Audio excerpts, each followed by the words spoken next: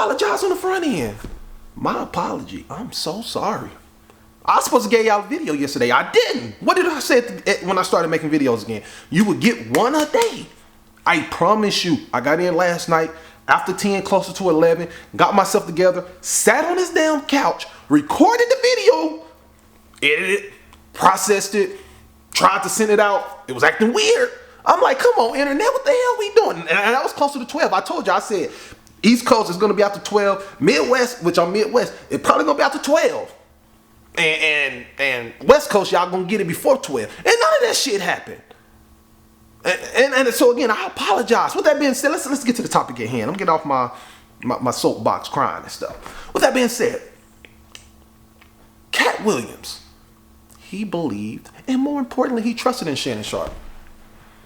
Both guys knew that if they got together, magic was gonna happen. It surely did. It magic. But the thing that I believe in terms of Katt Williams, based off the things that he's presented of himself to this point, the thing that really pushed him to get on that podcast with Shannon wasn't just the belief that he had a good product, not the belief that they were going to do well together. It was the trust. It was the trust. He trusted that Shannon Sharpe was going to allow him to speak his piece uninterrupted. It wasn't going to be combative. But the one thing I love about that interview, I know it's 8 days ago now, y'all. The thing I loved about it the most was how Katt set the tone at the beginning. I think it was at the 3:52 mark. We love the attention that you spend on the guest. We love how much work you've done, how well you know them, how prepared you are. The same things that we liked about you in football. You brought that on over to here, and that's why it resonates. And the reason I had to come is because you made a safe place for the truth to be told. You know what I mean? Thank you. I appreciate that. He gave Shannon, he was very kind to Shannon, kind words to Shannon, and then the statement of letting Shannon know, you make us feel safe. Had to be recognized by Shannon. Now, I believe had he not said that to Shannon on the front end before he went in, I think the interview possibly would have went pretty much the same way. But by Katt saying that at the beginning of this interview, it definitely set the tone for the rest of the interview. Even Shannon, subconsciously, obviously, I mean, consciously to an extent, of course, as he's hearing it, but subconsciously had to acknowledge those words. So now he has no choice but to make sure he's that same guy. He can't be biased because Katt's going to say some things about some of his boys. He got to let them speak. Guess why? Because he's already let everyone else on these previous interviews speak. So I really love that about Katt.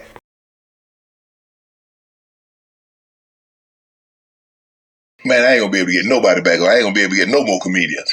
They all coming. No, they ain't. Are you kidding? Nah. Hey, I promise good thing you. I done got all the rest of them. I done got the ones. I promise you, everybody trying to double back. You're gonna be having to beat them off with a stick. Obviously, hindsight is 20/20. But Katt was absolutely right about Shannon's podcast. He was right. Obviously, again, the magic happened. And you better believe he's going to have to beat whoever, the future interviewees. He's going to have to beat him off with a stick. Now, in Katt's mind, or what I perceive from Katt in that particular clip, he's talking about how the comedians, the names that were brought up, oh, they going to want to come back. They going to want to double down. They felt some type of way. And that could be the case. But the way I'm looking at it now, any A-lister that saw that interview, they're going to look at that thing and say, I got a little story that's interesting. It could be within the confines of Hollywood. It could be something else. It could be something else outside of that. But in their mind, they saw that interview. They said, oh, that's the that's number 2 most interviewed, highest viewed interview of all time. We already know Shannon Sharpe gonna let me speak the way he gonna let me say what I want to say. And I got a story that people may want to hear about that I've been keeping away from people for all these years. Shit, I can have my Katt Williams moment too. And I'm talking about the A-listers, because that's what people are going to want to hear from. They're going to want to hear from the Katt Williamses of the world or anyone else that's in that ilk. So, yeah, Katt was right. He's going to have to beat them off with a stick. All that stuff that he said in that particular little clip right there, it will come to fruition for Shannon Sharpe. And that's a good thing. But anyways, let's check out this third clip. I'll give you my thoughts. Get the hell out of here. I sure hope I have Club Shay after this air. It's gonna be in a dimension it's never been. Yeah, it's gonna be. The greatest thing floating in I might be out of 2024. business. Mark the words. No way. In a whole different realm of business. And one more again, Katt was right. This interview, or the interview that they had, it took Shannon Sharpe's podcast to another dimension.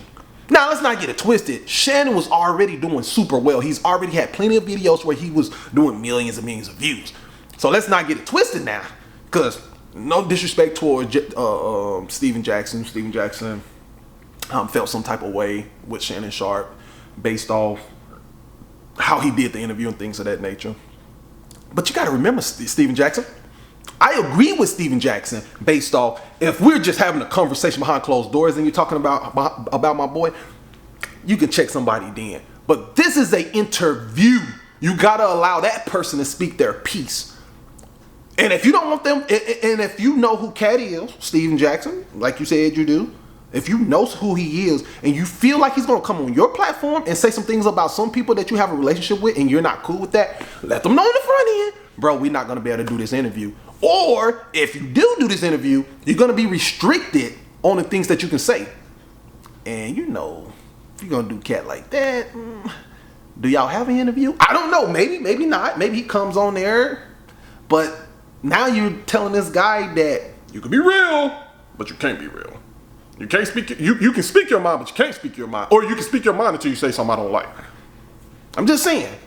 But in this case, yes, Shannon have relationships with all of these guys. Well, I don't know how their relationship is, how close they are, whatever. But he had a relationship with a lot of these guys that Katt was talking about. And who's to say that Shannon didn't have a conversation after the interview? In Shannon's mind, he was going to let Katt speak his piece, regardless. Okay? But who's to say they didn't have a conversation behind closed doors? You remember the tone of his voice when he thought that Katt said Wanda Sykes. And he also mentioned, like, a couple of times, like, Earthquake, that's my guy. But he still had to let Katt speak his piece. Okay? But as I was saying, yes, Katt was right about this interview. It definitely went to, this is taking Club Shay to another dimension. He got some Katt Williams fans. He got some other people outside of Katt Williams that are fans. And based off the second thing that we were just talking about in this video, a lot of other A-listers are coming. They're coming. He's probably already booked. I guarantee it, based off the people that want to come to his podcast, based off this Katt Williams interview, because everybody's going to want to have their Katt Williams moment now in terms of views and stuff like that. Because you know, he probably already booked for the rest of this year. And I ain't even talking about based off what he's already done. I'm telling you based off what people who's going to want to come to the podcast, it's already booked. 25 is probably already booked too. So everything Katt said was right about Shannon Sharpe and his podcast, and everything that he talked about in this particular, on that interview, it will come to fruition. Anyways, y'all, thoughts in the comments. Like I said, I had to do this in one take. I hope y'all enjoy. I got to put on these damn boots because it's still a little snowy out there, and I got to get my musty ass to moving, and then I got to come back.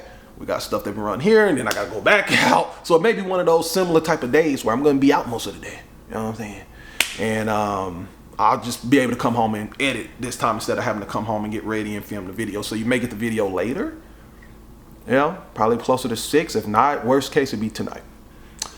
With that being said, thoughts in the comments. Like the video if you enjoyed the video. Subscribe to the channel. And yeah, to the next video.